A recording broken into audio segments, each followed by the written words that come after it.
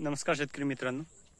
तर आज आम्ही आमच्या संत्रा बगीच्यामध्ये जे गवत आहे हे पाहू शकतो. आता याची कटिंग करायची आहे. हे गवत पाहू शकता तुम्ही किती झालंय. तर याच्यासाठी जे आता आम्ही मशीन वापरतो ग्रास कटर, तर त्या मशीनने आम्ही आता हे गवत कापणार आहे. तर आता तुम्हाला या व्हिडिओत दाखवतो. ही आहे आमची ग्रास कटर, ज्याने आम्ही आता हे पूर्ण गवत जे आहे ते कापणार आहे. तर ही पेट्रोलवर चालणारी मशीन आहे. आता ही कशी काम करते आणि आम्ही बगीच्यातलं गवत कसं कापतो ते तुम्हाला या व्हिडिओत दाखवतो.